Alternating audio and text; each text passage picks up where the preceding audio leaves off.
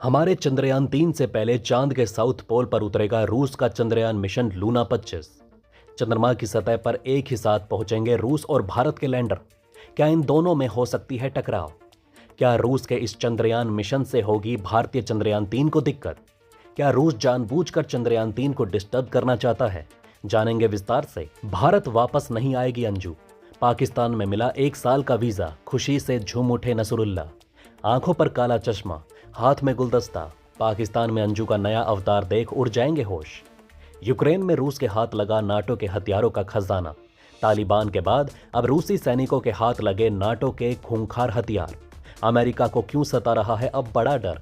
Video में आगे जानेंगे बहुत कुछ। पाकिस्तान के पूर्व प्रधानमंत्री इमरान खान पर टूटा मुसीबतों का पहाड़। अब हाथ से गई पार्टी की भी कमान। ना लड़ सकते हैं चुनाव, ना ही जेल से आएंगे बाहर। क्या खत्म हो गया इमरान का पॉलिटिकल करियर? श्रीलंका में वायुसेना का चीनी विमान फिर हुआ दुर्घटनाग्रस्त। उड़ान भरते ही 2 मिनट में हुआ क्रैश, 2 की मौत।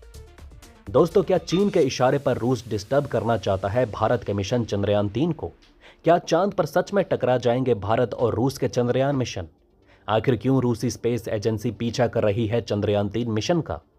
जब हमारा विक्रम लैंडर उतरेगा चांद की धरती पर, ठीक उसी समय रूस क्यों लैंड करा रहा है चांद के दक्षिणी पोल पर? क्या नासा, रूस और चीन मिलकर रच रहे हैं चंद्रयान 3 के खिलाफ कोई बड़ी साजिश? दोस्तों, रूस 1976 में चांद पर मिशन लूना 24 उतार चुका है। 50 साल बाद 11 अगस्त को वो मिशन लूना 25 चांद के लिए लॉन्च करेगा, लेकिन वो भारत से भी पहले चांद के दक्षिणी ध्रुव पर पहुंच जाएगा। भारत ने 14 जुलाई को चंद्रयान 3 लॉन्च किया है। ये 23 अगस्त को चांद पर लैंड करेगा। वहीं रूस का लूना 25 इससे पहले चांद पर उतर सकता है। रूस की योजना यान को चंद्रमा के साउथ पोल पर उतारने की है। चांद के इस पोल पर पानी मिलने की संभावना है। इसी कारण अब यह हर भारतीय के मन में सवाल उठ रहा है कि क्या रूस चांद के दक्षिणी पोल पर भारत से पहले पहुंचकर इतिहास रचना चाहता है? आखिर क्यों वैज्ञानिक कह रहे हैं कि रूस का यह मिशन 50% फेल है? दोस्तों, भारत और रूस में से कौन पहले चंद्रमा के दक्षिणी पोल पर खोज पाएगा पानी? लूना 25 का चांद पर उतरने का समय करीब करीब वही रहेगा या कुछ घंटे पहले का रहेगा जब हमारा चंद्रयान 3 चांद की धरती पर उतरेगा? इस खबर को सुनकर कई लोगों के मन में यह प्रश्न उठ रहा है कि क्या रूस जानबूझकर भारतीय चंद्रयान 3 से टकराना चाहता है? कई लोग रूस की टाइमिंग को लेकर भी सवाल उठा रहे हैं। आखिर किस बात को लेकर रूस भारत से इतना नाराज है? क्या नासा और इसरो की करीबियों से जल रही है रूस की स्पेस एजेंसी? रूसी स्पेस एजेंसी ने कहा कि लूना 25 5 दिन में चांद तक पहुंच जाएगा। इसके बाद वो 5 से 7 दिन चांद के ऑर्बिट में रहेगा। उसके बाद चांद पर उतरेगा।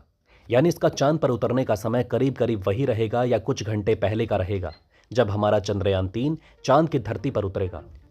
अंतरिक्ष वैज्ञानिकों ने अनुमान लगाया है कि लूना 25 मिशन की सफलता की संभावना 50% है।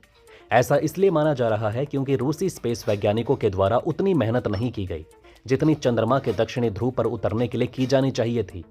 यह बात बिल्कुल सच है कि रूस चंद्रमा की धरती पर आज से 50 साल पहले ही पहुंच गया है, लेकिन इस बार शायद ये जल्दबाजी में चंद्रमा के दक्षिणी ध्रुव पर बढ़ते हुए खतरे को नजरअंदाज कर रहा है।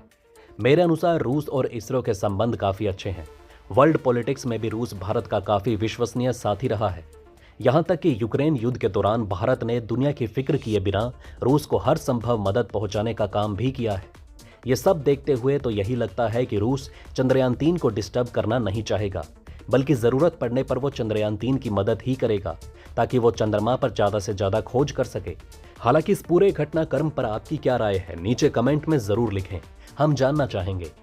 वहीं भारत की अंजू को पाकिस्तानी नसरुल्लाह से शादी करने के बाद पाकिस्तान में 1 साल का वीजा मिल चुका है। पाकिस्तान के आंतरिक मंत्रालय ने पहले अंजू को 1 महीने के विजिट वीजा जारी किया था। 1 साल का वीजा अंजू के दूसरे पति नसीरुल्लाह की अर्जी के बाद दिया गया। इस बात की जानकारी खुद नसीरुल्लाह ने दी है।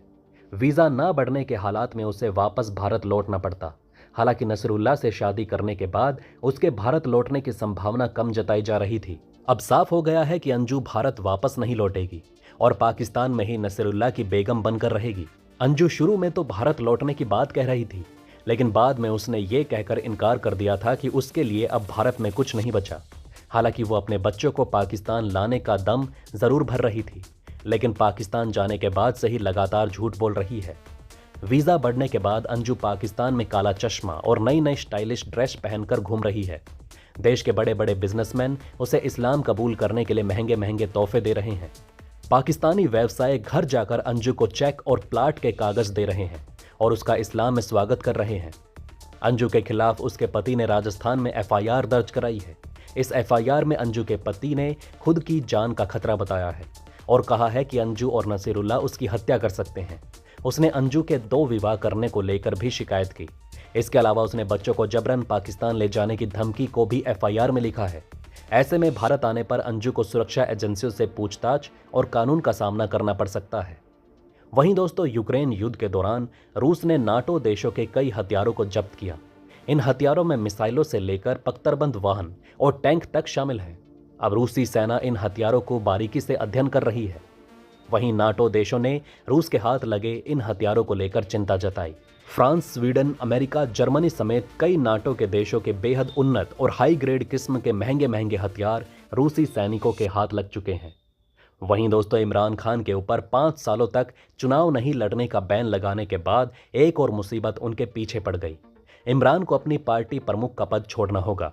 एक रिपोर्ट के अनुसार फैसला किया गया है कि तोशा खाना मामले में दोषी पाए जाने के बाद इमरान पीटीआई प्रमुख के तौर पर कार्यभार संभालने के लिए योग्य नहीं है।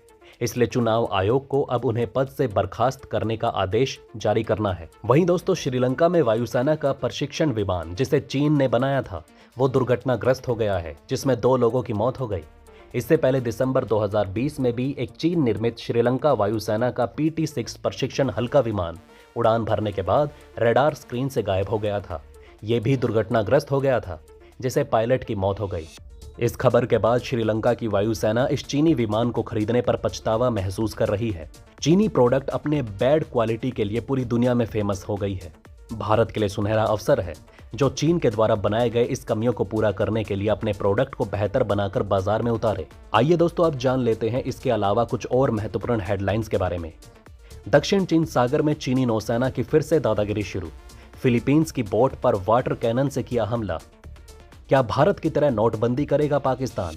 ब्लैक मनी ने सहबाज सरकार का किया जीना मुहाल।